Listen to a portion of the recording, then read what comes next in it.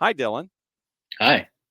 Did you Sorry know, to hear about getting punched in the face. That's never a good thing. especially by Tropical Storm Helene, who will be Hurricane Helene by the time she hits landfall, and she might be a Cat 3 by the time she hits. And apparently the path is going to punch us right in the mush.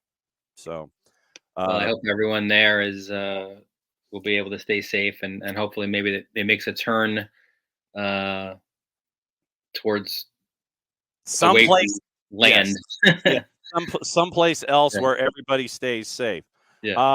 Yes, battening down the hatches is always a good thing. What is it? What is the mug this morning, sir? We are blessed today. Yes, and so we will discuss all of that. But yeah, I have my high school football game of the week on Friday. Helene should be away, but Helene not picking up her trash on the way through might Mm. be a problem. Plus the power outages, and so we're going to be keeping an eye on that as she decides what she's going to do. I Uh, don't know how this helps you from I don't know how many miles away we are, but I have a generator in my shed, so I got you, buddy. Yeah, I was debating, and this is literally a conversation I had with the boss from all the time that I spend watching the Weather Channel during football season. So I know what I'm wearing, what the weather's going to be like, temperatures, and all that kind of stuff. I debated, and I see Cantori doing the ads all the time.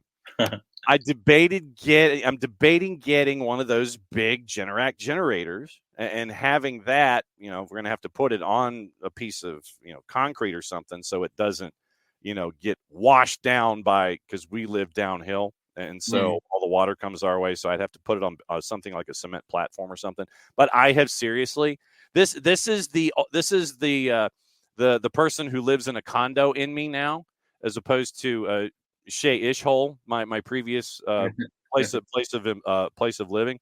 I'm actually thinking about those kinds of things now. It's like you've got one with all the weather coming in the southeast. Do I get a generator? Do I, we got to build something in the back to put it on?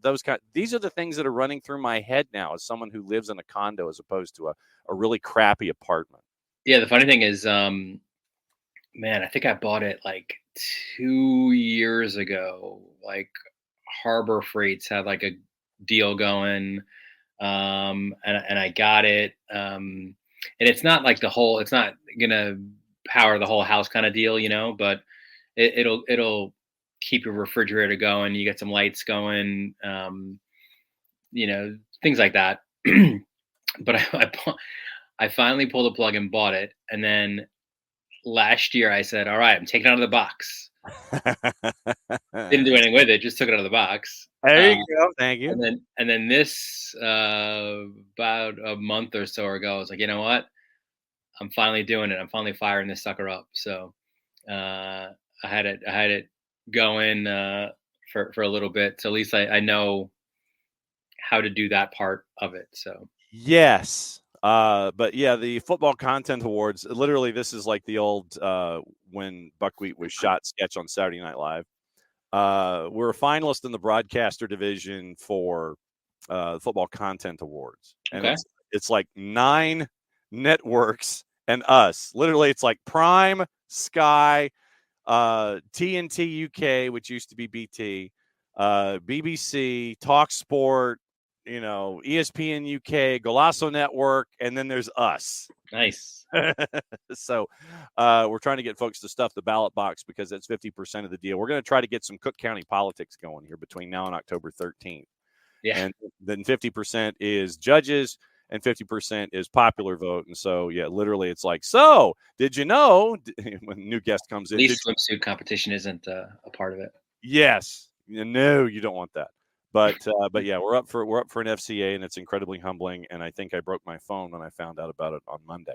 I do want to talk about coaching carousel with what happened. Tommy Scoops with a couple of articles. I did mention with Tyler Pilgrim at Scarves and Spikes. Now the second tour of Patrick Vieira being linked to Atlanta United. Doug McIntyre had mentioned that. Month or so ago when Pochettino and Matarazzo were in discussions with USMNT and Vieira was listed with that, et cetera, et cetera. And of Vieira from his time at pre-Dylan Butler Estates with NYCFC. How would you break down his tenure there at NYCFC and how he is as a manager of people and players. But when I mentioned Patrick Vieira to you, how would you break it down to what folks need to be paying attention to about Vieira? Yeah, I mean, like if you were playing word association with me and you said first thing you think of, right, which I thought you were going with, so I started thinking that Go for it. class, Okay. like pure class, like he's a guy. Now remember too, when he came in to NYCFC, they were fresh off of their first season. Jason Christ was the manager. They did not make the playoffs that season, and then they went to Vieira, right? So now Vieira's still has this, baby of a club, and trying to institute a certain way that he and a style that he wants them to play in the City Football Group mold. And he did a tremendous job, right? Like, I mean, so much of what we've come to expect out of NYCFC, even now, right, I think has its roots in Patrick Vieira as manager. So, I worked closely around him. Those were the days where I was going out to, training once a week. I was at every match, so I got to know him as a person really well. Just a true gentleman. And the players love him, but don't listen. There was part of, and it's funny because now you've got a Hudson River Derby coming up. Mm-hmm. I do remember, and I believe it was Felipe when he was with the Red Bulls. Vieira, from my understanding, I didn't see it personally, but from my understanding, got into it with him a little bit in the tunnel at Yankee Stadium, right? So, this is a guy. I mean, obviously, you go back famously, like Keane and he back in their Manchester United, Arsenal days, right? But you don't, you love to play under him, but he's not a pushover by any means. Just because you think you see someone who is has a quiet, understated demeanor does not mean that they are going to be a pushover and sit there. And if somebody yells at you and you just don't respond to it, it doesn't mean that you're not going to respond to it and take that and just take it and go, basically. Yeah, I'd love to see him back in the league. It's funny. I do remember once having a conversation with him. By the way, I think when he left, again, memory is a little bit foggy, but I believe that he's one of those guys that he ended up buying, like, everyone that worked closely with him in the club, like, watches, like, as a thank you for all their help. And we went to, it was a number of broadcast journalists, print journalists, web journalists. We invited us out after a season for a French meal in Manhattan. It was excellent. So, but again, this is just like, he's class, right? Like, I'm sure a lot of that comes from Wenger, right? Like, and just his upbringing, but like, you want to root for a person like that. And obviously if you're a player, I think you want to go that extra yard for him and play well for him. So, and then the other news that Tommy Scoops came out with is that the dire end of the spectrum and has to do with, and this is for me, this is probably twofold. First, and it's the San Jose situation. The news that came out involving San Jose and who they've apparently, allegedly, possibly, probably talked to for their vacancy. And it's a lot of heavy hitters. Ian Russell, obviously, also in consideration. Bruce Arena, and this is Bogert. This is like check marks and have. This is not, according to sources. They may have talked to these individuals, but per sources they have talked to Bruce Arena, Greg Berhalter, Gio Savarese, and Robin Frazier, in addition to Ian Russell still being in consideration. Sidebar. Why would any of these four individuals, Ian Russell knows what he's getting into. And I don't think Greg Berhalter, I believe, will be in Chicago unless that's changed. And so let's take Berhalter out of the equation and put him, front and center in Chicago, and we can loop back to the Fire in a second.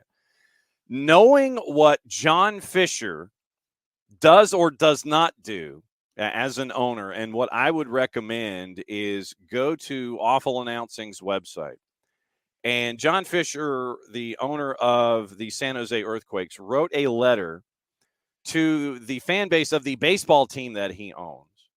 And Larry Beal took 4.5 minutes and eviscerated him with that letter using his own evidence to refute each and every point that was made. John Fisher is the owner of the Oakland Athletics. John Fisher has not invested in the Oakland Athletics in Oakland. And seriously, go to Awful Announcing, Larry Beal's rant. It's class. Well, also sidebar on that, right? So, obviously, I'm a Yankees fan, right? So I was watching Sunday Yankees, and it was weird to think of it, right? Last game in Oakland, and I started thinking, I'm like, how, in that ballpark, right? Unless it's just a Montreal Expos kind of thing, how can you sell merchandise, right? If you're that team, when you're like, hey, we're out.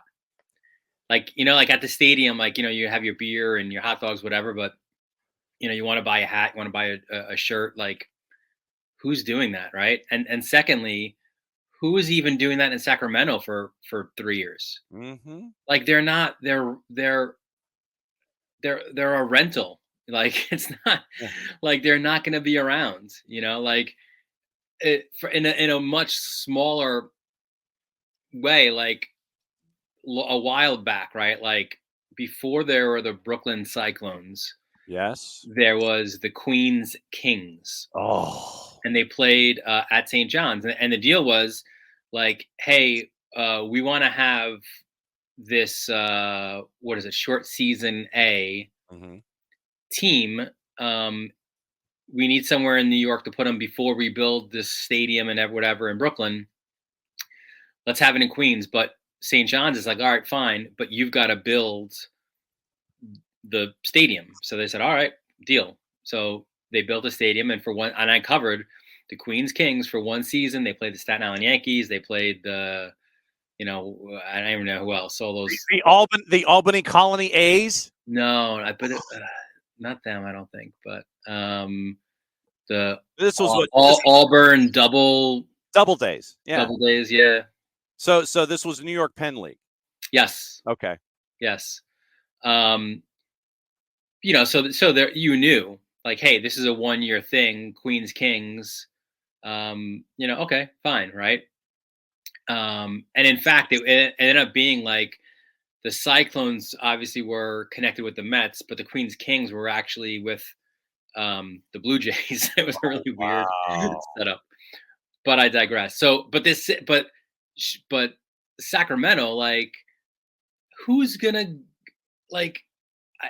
I guess if you're a general baseball fan, you will go, right? Because you've not seen the Yankees in Sacramento. You've not seen whoever else, right? The Detroit Tigers, your favorite player. But you're not going to be a fan of that team, right? How can you?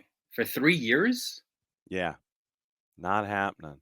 By the way, since you sent me down that sidebar rabbit hole, yes, folks actually are selling Queens Kings hats. I probably know the people who are selling them. Well, and I mean there's one alternate logo that's pretty sweet. I mean the Q with the King's crown I can kind of live without, but the alternate logo with the red and the white, that looks fantastic.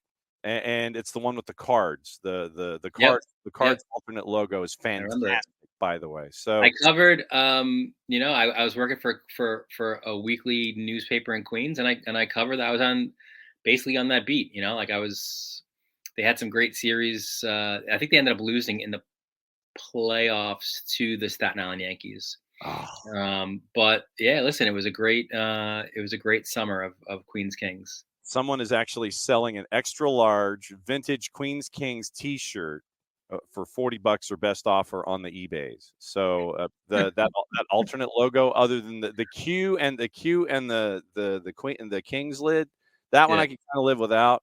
But yeah, the alternate logo with the cards, that's fantastic. Dylan Butler, MLSsoccer.com on a Wall Pass Wednesday, which means we pretty much go anywhere and everywhere with whatever Really? anybody wants to talk about. But why in the blue ish would anybody want to go and be in San Jose, considering who the owner is? Yeah, I know it's great that according to sources you've talked to Bruce Arena, Greg Berhalter, Gio Savadese, Robin Frazier, and you're considering Ian Russell. But why would anyone worth their salt want to go and be in that situation, considering how he is currently owning the Oakland A's? Why would I even be interested in going to a San Jose? The only thing to me is if you're like an up and coming manager, like a lower level manager, right? And you want to prove yourself at the Major League Soccer level. But all those names you mentioned aren't those guys, right? Like they're established guys. And if I'm a I don't know, Gio Savarese, if I'm a Robin Frazier, I'm like, I think I'm gonna wait for the next one. And Like I'm not getting this bus. I'm gonna get the next bus. yeah, you look in, you kind of sit there and you look in and you're like, no, I'm gonna catch the next one.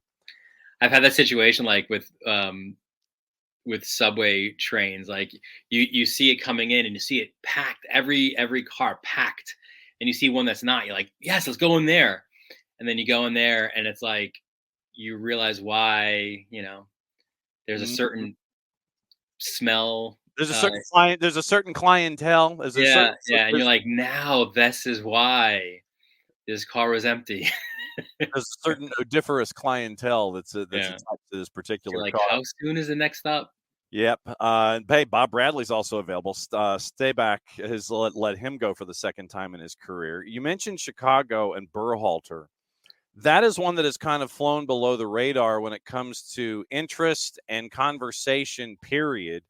Is it just Berhalter's to turn down in your estimation? Yeah, I think so. I think it's there's going to be a certain level of and maybe it's just finalizing certain aspects of it. I don't know. I don't have the inside scoop like Tommy Scoops does, but I think it's obviously beyond head coaching, right? There's going to be some level of decision making above a head coach that he's going to have.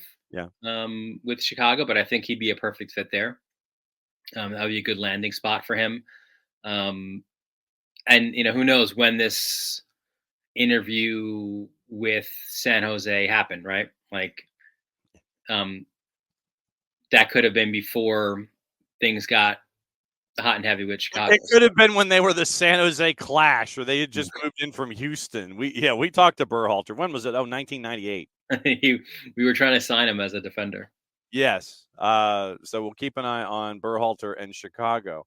The situation in New York with Red Bulls and NYCFC, they are the second chase group behind Messi and friends, and it is the 4 to the 7 involving both of the teams there in your footprint.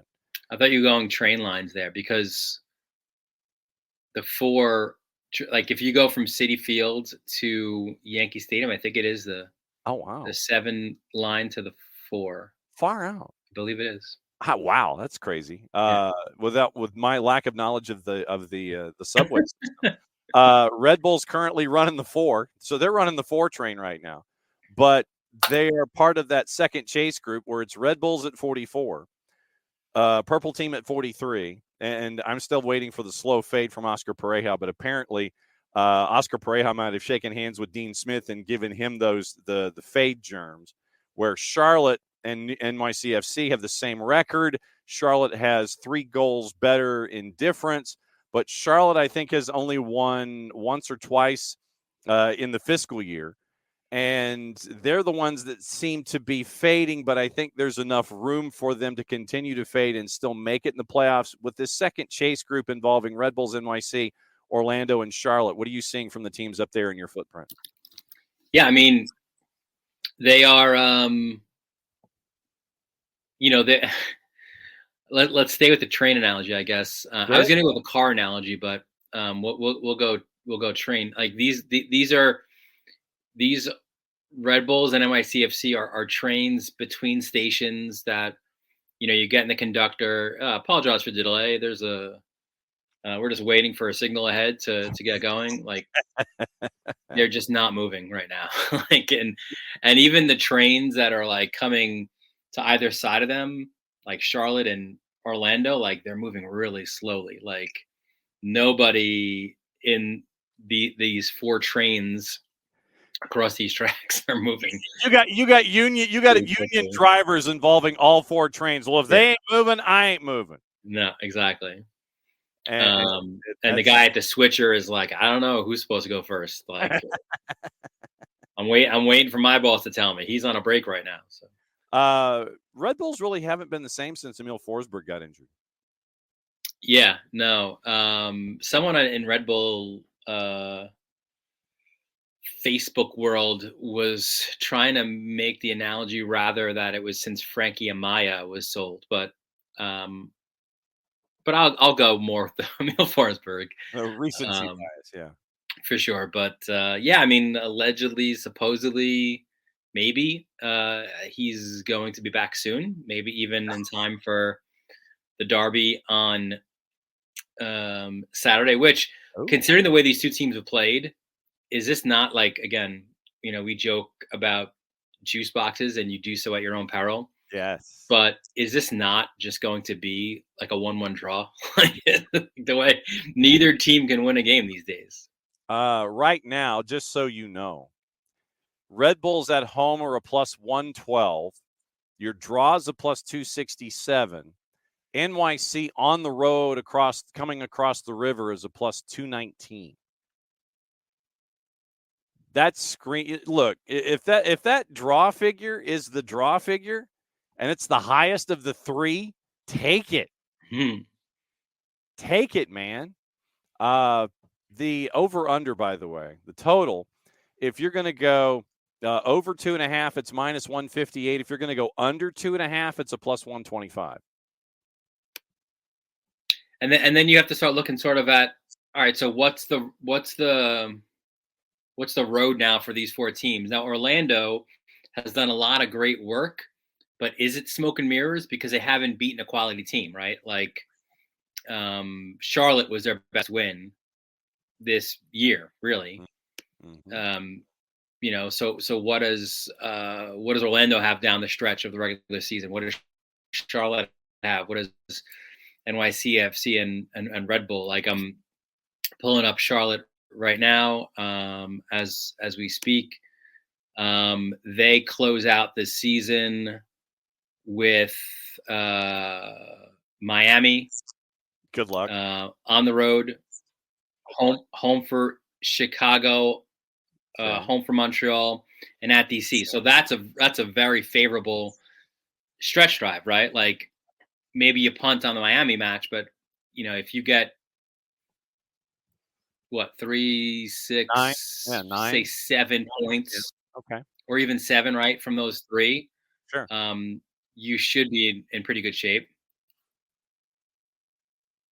We actually have 3 final, and so as you go digging up all the others, we actually have 3 championship games tonight. Yes, we do. If you are Wilfred Nancy going up against, I will be on the desk for all of those. Oh, so you got to get in your nap. Crew at lower.com. There's no nap. At the Death Star taking on Club America.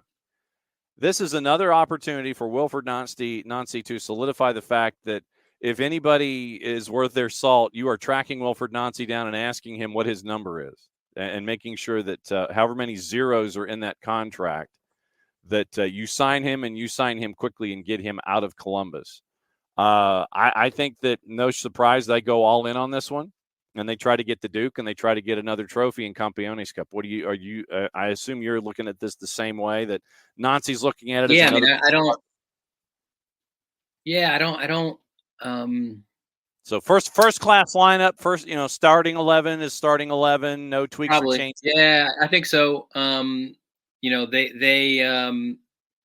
They've got a huge one with Miami coming up in 2 weeks, I want to say, which could, play like if Miami stubs their toe again this weekend, that's a true 6-pointer. I'm not saying that they're punting on the Shield yet, the Crew, but it's going to take a lot, I think, from Miami in a negative way for that to turn around. So, yeah, listen, it's another chance for a trophy against the big club on a big stage, and they've been pretty consistent with chasing that, right? So I think they'll certainly go for that.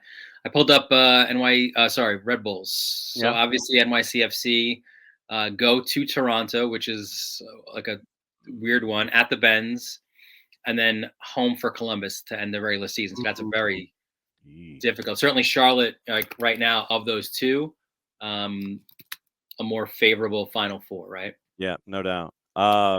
You got Can Champ tonight, Toronto at Vancouver, and then you've got the Open Cup final. Yeah. And it's like, oh, there's an Open Cup final tonight. And it's LAFC and Sporting, and Sporting has gone all in on this tournament, much like they have in the past years before they would go zombie Sporting on us, but they didn't do that this year. And they're already in the CONCACAF Champions Cup as well. Mm-hmm. Yeah, so Sporting at LAFC is on the free side of Apple TV at 10:30, and just for issues and giggles, I want to see what the juice boxes are on this one and see what they think about level of investment by Sporting. Sporting to win Open Cup in 90 minutes is a plus 523. LAFC is a minus 217. 90-minute draws a plus 338. I don't know if I have any trust in that.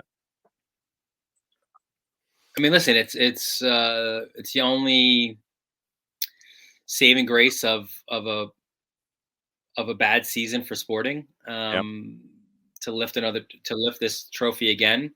And for LAFC, listen, they're spinning their wheels right now, right? Like they're not closing out the regular season that you'd want a team that you'd expect to be a contender for MLS Cup. But you got Carlos Vela back. You got Carlos Vela back. You got Carlos Vela back. This could be a jumping off point for them, to end I think it's a 5-match winless streak right now for them. Yeah. Before we close out, Orlando at Dallas, home for a hot Philly team. Yeah. At Cincinnati, and then versus Atlanta on decision day. Yikes. Again, they have not. The only team above, I think, the playoff line, or the only significant win they have this year, just happened against Charlotte. Mm-hmm. And then NYCFC, their final stretch drive, also not the easiest. After Red Bull, they stay at Red Bull. Then they put on their home jerseys to take on FC Cincinnati. They're at Red Bull again as the home team against Nashville, and then they're up at Stade Saputo against Montreal to close the season out, which can be tricky. Abby was just up your way. Oh, she didn't say hi. Glad to bring back some wonderful bagels. If I am searching for bagels in the land of Dylan Butler, where am I going for bagels? Oh, there's too many. We would have to narrow down sort of where you would be. I don't know the good Manhattan bagel spots. I know a few in Queens. Utopia Bagels is very good in Queens. Okay.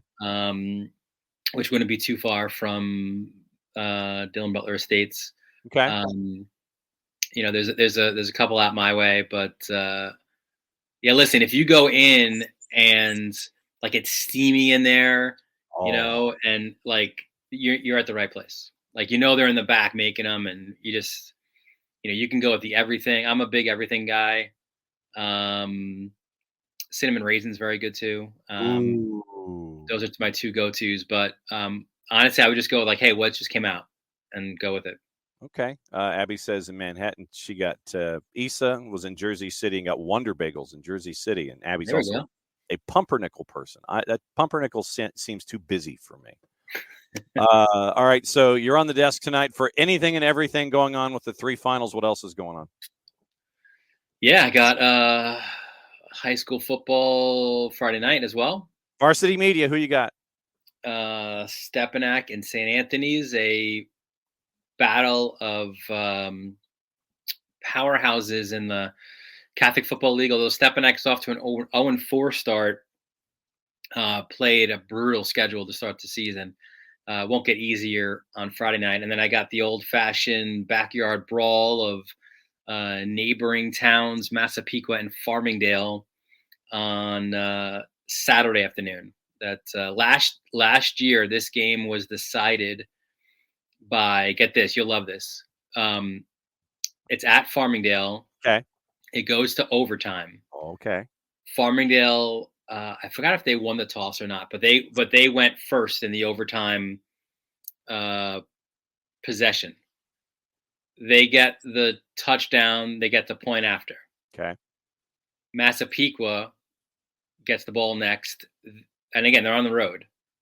They get the touchdown, and they go for two. Oh. And they get it. Oh. And I said to the coach after, I texted him, I go, listen, Kevin, that was an incredible, like, I love it. If you didn't get it, I love it, because it puts so much, it's saying how much confidence you have in your guys. Like, this is such a big locker room thing. That was amazing. He goes, honestly, he's like, I just wanted to get out of there. He's like, we had so many penalties. We should have won the game in regulation. Like, let's just go home. Like, whatever happens here. So, yeah, I've had coaches tell me the same thing. It's like, man, it's like a state semifinal or something. We're in overtime. I just want to get this over with, and I'm going to go home. I got a 4-hour drive going back to South Georgia. I want to get this done. I want to go home. And they went home with the win. And for Farmingdale, that point and then a field goal at the buzzer in the county semifinals were their only two losses last year. So Massapequa ran the table. They went 12-0. They won the Long Island Championship. So they lost a lot of seniors from that team last year. Farmingdale returns a lot of guys this year. So okay. It'll be fun. Varsity Media on the YouTubes, and you can catch up with all of Dylan's past broadcasts, pre-broadcast at Dylan_Butler on the Twitters, where he is monitoring the desk for all three finals tonight in Major League. I'm gonna need a lot of this tonight. Yes, and yes, you are definitely blessed, as you will be MLS and MLS adjacent on the desk tonight at MLSsoccer.com. Be safe, my friend. Get your nap in. We'll catch up with you soon. All right, buddy. All right, that's Dylan, and Dylan is going to he's going to get in a nap. He's going to need it.